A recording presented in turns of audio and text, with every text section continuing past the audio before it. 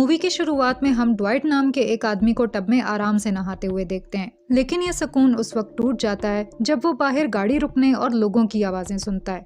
Dwight फौरन bathroom की खिड़की से भाग जाता है और तब पता चलता है कि वो दरअसल एक बेघर आवारा है जो किसी और के घर में छुपा हुआ था। फिर वो साहिल के पास खड़ी एक पुरानी कबाड़ गाड़ी की तरफ जाता है जिसे वो आर्जी ठिकाने के तौर पर इस्तेमाल करता है। रात के वक्त ड्वाइट को कचरे के डब्बे में खाना ढूंढते हुए दिखाया जाता है, जहां उसे कुछ फेंका हुआ खाना मिलता है और वो उसे खा लेता है।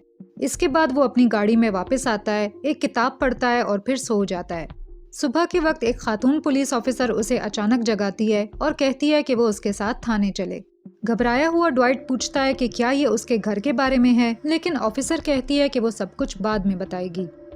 थाने पहुंचने पर ऑफिसर उससे माफी मांगती है कि उसे मालूमात नहीं दी गई और यकीन दिलाती है कि वो किसी मुश्किल में नहीं है। फिर वो एक परेशान कुन खबर सुनाती है कि एक मुजरिम अभी रिहा होने वाला है। ये बातें ड्वाइट को तीर की तरह लगती हैं। ऑफिसर उसे समझाती है कि वो सिर्फ उसकी हिफाजत चाहती है और मशवरा देती है कि वो कुछ वक्त के लिए थाने में रहे। अगली सुबह पुरअज़्म ड्वाइट वर्जीनिया का नक्शा खरीदता है, अपनी गाड़ी को पेट्रोल से भर देता है और सड़क पर निकल जाता है। फिर हम उस अखबार की झलक देखते हैं जो ऑफिसर ने उसे दिया था, जिसमें बताया गया है कि 1993 में 2 अफराद को कत्ल करने वाला एक कातिल रिहा होने वाला है। ड्वाइट का अगला ठिकाना एक गोला बारूद की दुकान है, जहां वो बंदूक खरीदने का इरादा करता है, लेकिन जल्द ही उसे पता चलता है कि उसके पास पैसे नहीं हैं। वो थोड़ी देर के लिए चोरी करने का सोचता है, लेकिन एक सिक्योरिटी कैमरा उसकी तवज्जो खींच लेता है। उसी रात ड्वाइट एक नाइट क्लब के सामने पहुंचता है, जहां वो कई गाड़ियां पार्क देखता है, लेकिन एक भी शख्स नजर नहीं आता। इस मौके का फायदा उठाते हुए वो एक गाड़ी की खिड़की तोड़ देता है, बंदूक चुरा लेता है और जल्दी से वहां से गाड़ी में निकल जाता है। अगले दिन ड्वाइट एक क्रोबार इस्तेमाल करके बंदूक का लॉक खोलने की कोशिश करता है, लेकिन इस दौरान बंदूक टूट जाती है, जिससे उसका गुस्सा और बढ़ जाता है। इसके बावजूद ड्वाइट अपना सफर जारी रखता है और जल्द ही वर्जीनिया स्टेट पेनिटेंशरी पर पहुंच जाता है, जहां वो बहुत परेशान नजर आता है। कुछ ही देर बाद एक लिमो आती है और एक फैमिली बाहर निकलती है ताकि वेट क्लीलैंड का इस्तकबाल करे, जो अभी रिहा हुआ है। ये मंजर ड्वाइट के अंदर शदीद गुस्सा और दुख भड़का देता है और वो फैमिली के पीछे चलना शुरू कर देता है। कुछ ही देर बाद लिमो एक बार के सामने रुकती है और वो फैमिली अंदर जाकर वेट की रिहाई का जश्न मनाती है। ड्वाइट मोहतात नजर से देखता है और जब उसे यकीन होता है कि वहाँ कोई नहीं है तो वो पिछले दरवाजे से अंदर चला जाता है। वो एक छुरी पकड़े हुए और शदीद बेचैनी में जेंट्स बाथरूम की तरफ बढ़ता है। कुछ ही देर बाद 2 आदमी बाथरूम में दाखिल होते हैं तो ड्वाइट एक स्टॉल में छुप जाता है और जल्द ही पता चलता है कि वो वेड और उसका भाई है। जैसे ही भाई बाहर जाता है, ड्वाइट फौरन छुरी से वेड पर हमला कर देता है। गुस्से से भरा वेड उसका गला दबाने लगता है, लेकिन ड्वाइट उसे सर में छुरी मार देता है और उसकी जिंदगी एक लम्हे में खत्म कर देता है। इसके बाद मुतमईन ड्वाइट खून से स्याह होते हुए तेजी से बाहर निकलता है और अपनी छुरी से लिमो का टायर काटने की कोशिश करता है, लेकिन अपने हाथ जख्मी कर बैठता है और दर्द के साथ अपनी गाड़ी की तरफ भागता है। वो गाड़ी चलाने की कोशिश करता है, लेकिन घबरा जाता है जब उसे पता चलता है कि उसकी चाबियां बाथरूम में गिर गई हैं। इसी दौरान बार के अंदर वेड का खानदान उसकी लाश दरियाफ्त करता है। इसी वक्त ड्वाइट लिमो में बैठ जाता है और फौरन वहां से रवाना हो जाता है। तभी क्लीलैंड खानदान बार से बाहर निकलता है ताकि उसे पकड़ सके। कुछ देर गाड़ी चलाने के बाद ड्वाइट को एहसास होता है कि पीछे कोई मौजूद है, जिससे वो घबरा जाता है। वो गाड़ी रोक देता है और हैरत से देखता है कि क्लीलैंड खानदान का सबसे छोटा भाई विलियम पीछे है। विलियम पूछता है कि क्या उसने वेड को नुकसान पहुंचाया और ड्वाइट हाँ कहता है। यहाँ पता चलता है कि वो 20 साल पहले अपने वालिदैन को कत्ल करने पर वेड से इंतकाम लेने आया था, लेकिन विलियम दावा करता है कि वेड ने उनका कत्ल नहीं किया और वहाँ से भाग जाता है, जबकि उलझा हुआ ड्वाइट ये समझने की कोशिश करता है कि उसने अभी क्या सुना। इसके बाद वो लिमो को सड़क के किनारे छोड़ देता है और एक अंधेरे जंगल से गुजरता है। आखिरकार ड्वाइट एक खाली घर पहुँचता है और अंदर चुपके से जाकर खुद को साफ करता है। वो अपने लंबे बाल और दाढ़ी काट लेता है और घर के अंदर मिले हुए साफ कपड़े पहन लेता है, जिससे उसकी शक्ल बिल्कुल बदल जाती है। उसी रात ड्वाइट मुख्तलिफ न्यूज़ चैनल्स देखता है कि कहीं वेड की मौत की खबरें तो नहीं, लेकिन जब कुछ नहीं मिलता तो वो उलझ जाता है। अगली सुबह ड्वाइट अपनी बहन सैम से मिलने पहुंचता है, जो 2 बच्चों की अकेली माँ है। वो उसे देखकर खुश और हैरान होती है और दोनों बातचीत के लिए एक कैफे की तरफ जाते हैं। सैम बताती है कि उसे मालूम था कि वो कहीं डेलावेयर में है और वो हर साल वहां जाती रहती थी। फिर ड्वाइट बताता है कि उसने एक बार उसे देखा था, लेकिन हिम्मत नहीं की कि उसके पास जाए, क्योंकि वो बहुत बिगड़ा हुआ लग रहा था, जिससे सैम की आंखों में आंसू आ जाते हैं। यहाँ ड्वाइट आखिरकार अपनी बहन को बताता है कि उसने वेड को मार डाला और उसे उम्मीद थी कि ये खबरों में आएगा, मगर कहीं भी उसका जिक्र नहीं हुआ। वो बताता है कि वो बहुत डरा हुआ था कि वेड उसे मार देगा, इसलिए उसके पास पहले हमला करने के सिवा कोई चारा नहीं था। सैम इस इंकिशाफ पर दंग रह जाती है, लेकिन साथ ही राहत महसूस करती है और उम्मीद करती है कि वेड अपनी मौत से पहले बहुत तकलीफ में रहा हो।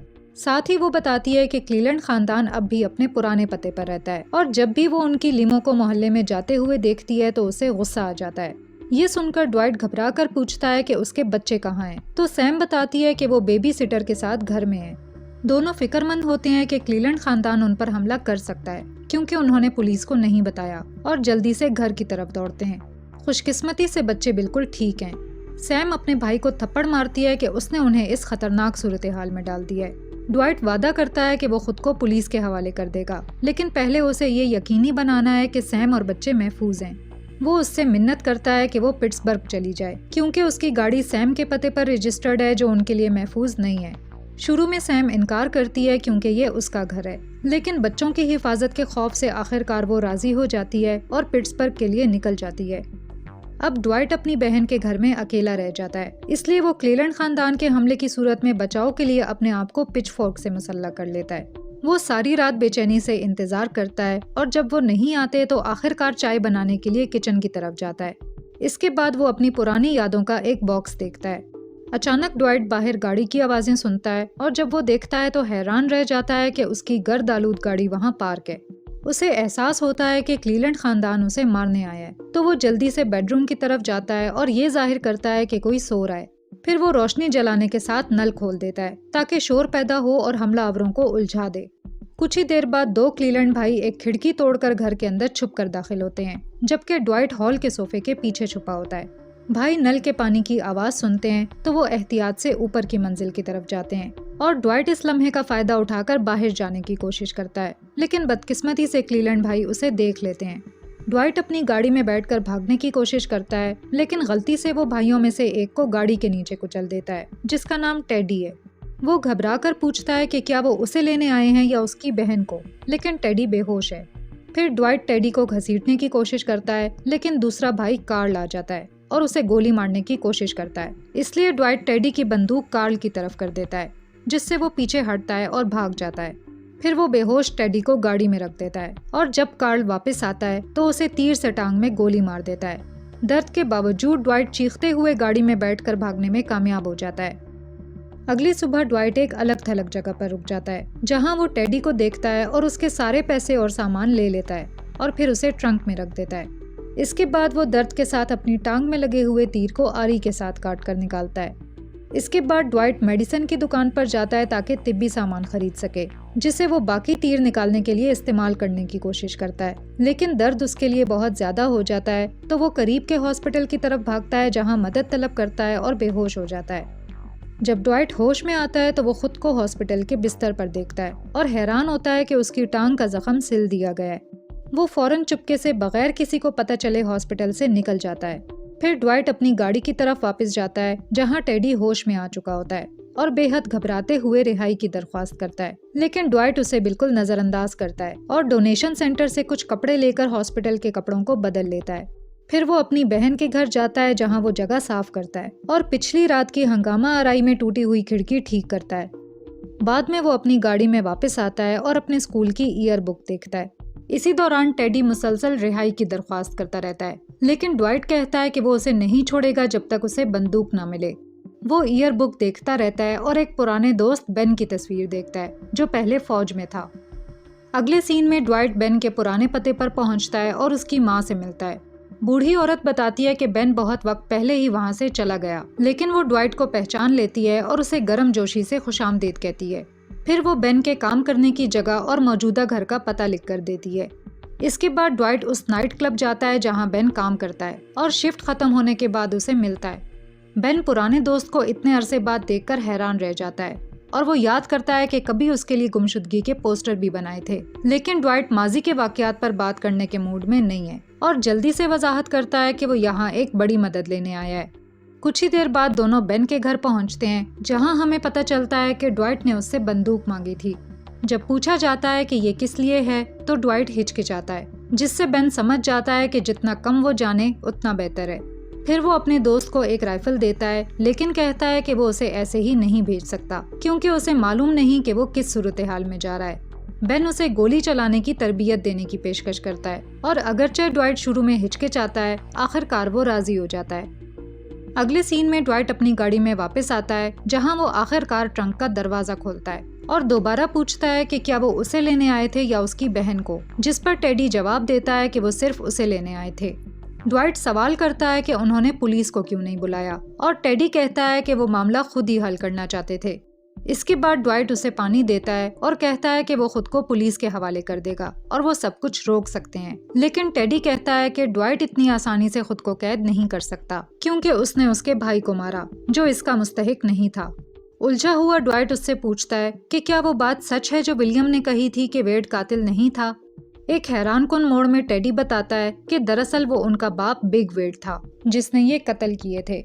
ये इसलिए हुआ क्योंकि उनकी माँ का ताल्लुक ड्वाइट के बाप के साथ था, जिसका पता बिग वेड को चल गया था। वो ये भी बताता है कि बिग वेड ने ड्वाइट की माँ को मारने का प्लान नहीं बनाया था और वो बस गलत वक्त पर गलत जगह पर फंस गई थी।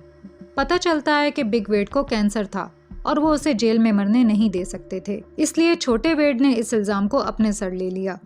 ये सुनकर ड्वाइट हैरान रह जाता है कि उसने इंतकाम की ख्वाहिश में अनजाने में गलत आदमी को मार दिया। वो टेडी को फोन देता है ताकि वो अपनी फैमिली को कॉल करे और पब्लिक प्लेस पर मुलाकात तय करे ताकि आखिरकार ये मामला खत्म हो सके। फिर टेडी घर फोन करता है और अपनी बहन को अपनी सूरत हाल के बारे में बताता है। वो दावा करता है कि वो ड्वाइट से बात करना चाहती है और उसे फोन के लिए करीब आने को कहता है। ड्वाइट हिचकिचाते हुए मान जाता है, लेकिन ये एक बड़ी गलती साबित होती है क्योंकि टेडी अचानक उसे जमीन पर फेंक देता है और उसकी राइफल पकड़ लेता है। फिर वो बताता है कि घर में कोई मौजूद नहीं है और उसका पूरा खानदान शिकार पर गया हुआ है। जब उसे एहसास होता है कि वो मरने वाला है तो ड्वाइट पूछता है कि क्या वो उसकी बहन के पीछे जाएंगे, जिसका इस सारे मामले से कोई ताल्लुक नहीं है। टेडी जवाब नहीं देता और ड्वाइट को छेड़ना शुरू कर देता है कि किस तरह उसके वालिदैन का कातिल अपने आखिरी दिन स्मोकिंग और शराब पीने में गुजारकर आजाद आदमी के तौर पर मरा। लेकिन फिर जब टेडी ड्वाइट को खत्म करने वाला होता है, उसे अचानक किसी की तरफ से चेहरे में गोली लगती है। ड्वाइट की आंखें हैरत से फूल जाती हैं जब वो अपने दोस्त बेन को देखता है, जो खामोशी से सब कुछ देख रहा था। अगले सीन में दोनों दोस्त लाश को गाड़ी में डालते हैं, जहां आखिरकार ड्वाइट अपने इंतकाम के मिशन का इंकशाफ करता है और बताता है कि उसने वेड को कत्ल किया। इसके बाद बेन उसे निशानेबाजी की तरबियत देता है और एक छोटी राइफल देता है, जिसे लेकर ड्वाइट ज्यादा आरामदेह महसूस करता है। जब ड्वाइट रवाना होने की तैयारी करता है तो वो अपने दोस्त की तरफ शुक्रगुजारी से देखता है और उससे माफी मांगता है कि उसे इस मुसीबत में घसीट लिया। लेकिन बेन कहता है कि ड्वाइट ने सही किया, वरना वो अब तक मर चुका होता। और फिर आखिरकार ड्वाइट गाड़ी में बैठकर रवाना हो जाता है। कुछ ही देर बाद बेन अपनी गाड़ी में बैठता है, लेकिन गाड़ी स्टार्ट नहीं होती और जल्द ही उसे पता चलता है कि ड्वाइट ने कार की बैटरी निकाल ली है ताकि वो उसका पीछा ना कर सके। अगले सीन में ड्वाइट क्लीलैंड खानदान के घर पहुंचता है, जो जंगल के एक दूर दराज हिस्से में वाक़ है। वो एहतियात से इर्द गिर्द का जायजा लेता है और जब उसे यकीन हो जाता है कि आसपास कोई मौजूद नहीं तो वो दरवाज़ा तोड़कर अंदर दाखिल हो जाता है। वो पूरा घर अच्छी तरह तलाश करता है और हर जगह छुपाए गए कई हथियार दरियाफ्त करता है। वो सारे हथियार इकट्ठे करता है और करीबी झील में फेंक देता है। इसके बाद ड्वाइट कई फर्नीचर के टुकड़ों से एक दीवार बनाकर क्लीलैंड खानदान के वापस आने का इंतजार करता है, लेकिन काफी इंतजार के बाद भी कोई घर नहीं आता, जिसकी वजह से वो सो जाता है। अगली सुबह ड्वाइट टेडी की लाश को ट्रंक से घसीटता है और उसे बिल्कुल घर के सामने दफन कर देता है।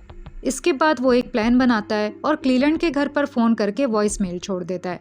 आखिरकार रात को एक गाड़ी घर के सामने आती है तो तैयार ड्वाइट अपनी राइफल के साथ दीवार के पीछे छुप जाता है। जल्द ही कार्ल और उसकी दो बहनें वापस आती हैं और घबराहट और गुस्से में घिरा खानदान ड्वाइट की छोड़ी हुई वॉइस मेल सुनता है, जिसमें वो बताता है कि टेडी मर चुका है और वो अपने वालिदैन के कातिल की असल हकीकत जानता है। वो बताता है कि हर खानदान के 2 अफराद मर चुके हैं, जिससे हिसाब बराबर हो गया है और अब वो या तो उसे यहाँ खत्म कर सकते हैं या फिर उसको बढ़ने दे सकते हैं। वो दरख्वास्त करता है कि वो उसकी बहन को इस मामले से दूर रखें, लेकिन कार्ल चीखता है कि वो पिट्सबर्ग जाएंगे और सैम को मारेंगे, तो ड्वाइट फौरन उसे मार देता है। बहनें बेहद मदद के लिए पुकारती हैं कि वो रुक जाए, जबकि ड्वाइट जज्बाती हो जाता है और इखलाकी भाषण झाड़ने लगता है। इस दौरान विलियम खामोशी से एक बंदूक के साथ अंदर आता है और ड्वाइट के पेट में सीधा गोली मार देता है। औरत विलियम को चीख कर कहती है कि उसे खत्म कर दे, लेकिन घबराया हुआ लड़का किसी की जान लेने में हिचकिचा रहा होता है। इसके बाद ड्वाइट अपना जख्म देखता है और विलियम को बताता है कि उसका काम पूरा हो चुका है, यानी वो थोड़ी देर में खून बह जाने से मर जाएगा। फिर वो विलियम को फौरन वहां से जाने का हुक्म देता है और कहता है कि जंगल में छुपी उसकी गाड़ी लेकर निकल जाए। विलियम मान लेता है और आहिस्ता आहिस्ता दूर चल देता है। तभी ड्वाइट एक जबरदस्त इंकशाफ करता है कि विलियम दरअसल उसके बाप का बेटा है, यानी वो सौतेले भाई हैं। विलियम के जाने के बाद औरतों में से एक छुपी हुई मशीन गन उठाती है और बिला रोक टोक फायरिंग शुरू कर देती है। विलियम फायरिंग की आवाज़ सुनता है, लेकिन दोनों खानदानों के दरमियान इस वहशियाना कत्लेआम में मदाखलत करने से इनकार कर देता है। घर के अंदर दोनों औरतें मर चुकी हैं और ड्वाइट भी अपनी आखिरी सांस लेता है, ये जानते हुए कि इंतकाम का सिलसिला आखिरकार ख़त्म हो चुका है। और यहाँ मूवी ख़त्म हो जाती है। मूवी पसंद आई हो तो वीडियो पर लाइक और कमेंट ज़रूर करें और ऐसे ही मूवी रिकैप्स देखने के लिए चैनल को सब्सक्राइब करें। Thanks for watching.